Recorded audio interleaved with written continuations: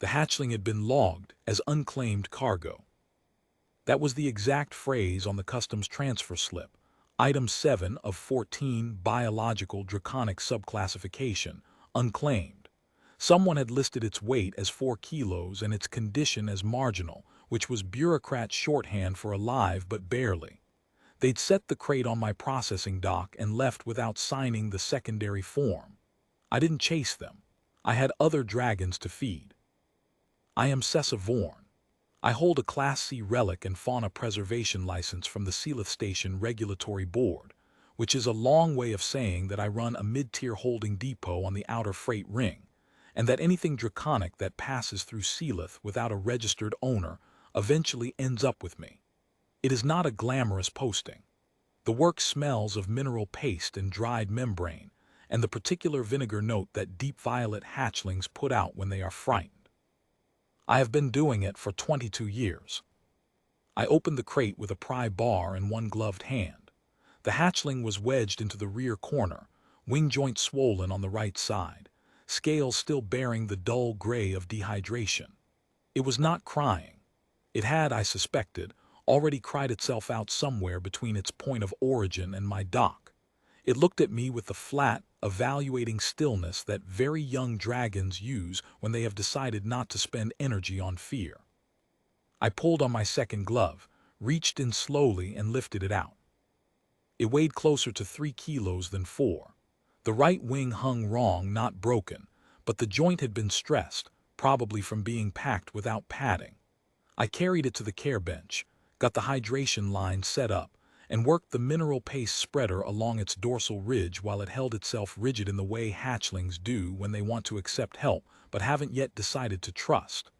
By the time I reached the tail, the rigidity was gone. It pressed its snout once against my forearm, and then closed its eyes. I logged the time and the basic assessment and went back to work. I had 12 other animals in the depot. I was not in the habit of reading significance into small things. 9 months passed. I named it Civ, which is a Sealith dockworker's term for a sieve used to sort freight manifests. Nothing poetic, just the word I was saying when it first responded to my voice. Civ grew into its scales and its wing healed clean. By the 4th month it had claimed the upper shelf of the instrument cabinet as its preferred perch, which required me to relocate 17 calibration tools to a lower rack and say nothing about it. By the 7th month it had developed the habit of pressing one foreclaw very lightly against the back of my hand when I was doing close work at the bench, not gripping, just resting there, which I understood was some form of the attention signal young dragons use with members of a bond group. I wrote it into the depot log as resident fauna, status, ongoing care, owner, unregistered, and went on with the work. In the 6th month, a freight broker named Talvin came through with a client who wanted to purchase a young violet-strain dragon for a private collection on Veth Prime. He had paperwork, not fraudulent paperwork, legitimate transfer documents that exploited the same gaps Son would later find.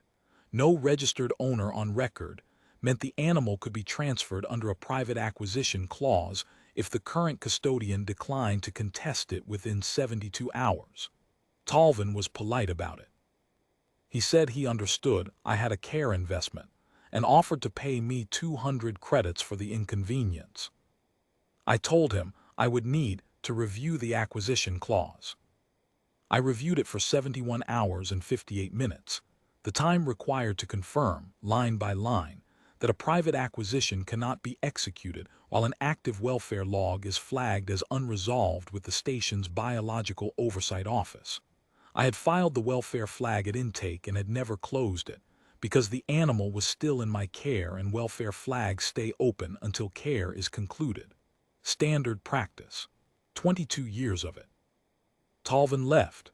Civ watched him go from the instrument cabinet and then looked at me with its flat calm, and I went back to the hydration lines. The inspectors arrived on a Tuesday. There were 2 of them, a senior compliance officer named Dorev San and a younger assistant who carried a tablet and did not introduce himself. San had the compact, efficient manner of a man who had found a comfortable income in the gap between regulation and enforcement, and he moved through my depot with the careful attention of someone appraising stock. He found Civ on the instrument cabinet within 3 minutes. The hatchling tracked his movement with the calm watchfulness of a creature that had learned to read intentions faster than I ever would. It did not move to the back of the cabinet. It did not display threat posture. It simply watched, with the same flat evaluating stillness it had used with me 9 months before, and I understood that it had read Dorev's San completely and found the reading unremarkable. San pulled out his own tablet and informed me that Item 7, Draconic Subclassification, remained without a registered owner, and was therefore classifiable as depot-held unclaimed property under Station Code 14.7, which allowed for seizure and retender at administrative discretion. I told him the animal had been in active care for 9 months, and that the continuous care log was available for review. He said that care logs did not constitute ownership, and that retender processing carried a clearance fee of 400 station credits, payable before any reclassification to registered fauna. I said I understood. Then I opened the depot's comm panel and filed a standard automated fauna status report with the Varethi Imperial Registry, which is the body that maintains the register of all bonded and court-designated draconic creatures in the 14 sectors. It is a form I had never needed to use. I keep the filing codes current because it is my job to keep the filing codes current, the same way I keep the hydration lines clean and the calibration tools in the lower rack. San watched me do it. He seemed mildly amused. The response came in 11 minutes. I say this because I have since been told that standard registry response time runs between 2 and 6 station days. 11 minutes is not a standard response time. The assistant with the tablet noticed it first. He made a small sound and turned the screen towards San, and San's amused expression went through several phases and settled on nothing in particular. The response was addressed to the Warden of Sealith Preservation Depot. It identified Civ, by a name I did not know, a registry designation in the old Varethi High Register, as a court-bonded hatchling of the 3rd Varethi clutch, separated from its transit documentation 9 months prior during a manifest error at Sealith Customs. The registry's monitoring system had flagged continuous biological welfare indicators from the Sealith Preservation Depot for 9 months, 22 days, and 6 hours, consistent with active bonded care. Under Varethi Bonding Accord, Article 9, continuous care of a court-bonded hatchling for a period exceeding 60 days constitutes a provisional bond of record. The last section named me by name. It assigned me a warden designation in the Imperial Registry. It said that the 3rd Clutch's court steward would arrive within 3 station days to formalize the bond record and deliver the documentation. It was signed by the registry keeper of the Varethi Imperial Court. San and his assistant left without filing anything. I did not watch them go. I was looking at Civ, who had come down from the instrument cabinet at some point during the 11 minutes and was now sitting on the care bench 3 feet from my right hand, watching me with the same flat, patient calm it had used since the first day. I reached over and pressed 2 fingers very gently along the healed wing joint. It pressed back, forklow resting on the back of my hand, not gripping, just there. The court steward arrived on the 2nd day. She was a deep copper Varethi elder, scaled and broad-winged, who lowered her head formally in my doorway and addressed me as Warden Vorn of Sealith in a register I later learned was reserved for bonded household addresses. She had papers, a registry seal, and a secondary document that I did not fully understand, but that appeared to grant the Sealith Preservation Depot a permanent Varethi charter of care, which, she explained, meant that no station compliance officer would be reclassifying anything in my depot under Code 14.7 or any other code for the foreseeable future.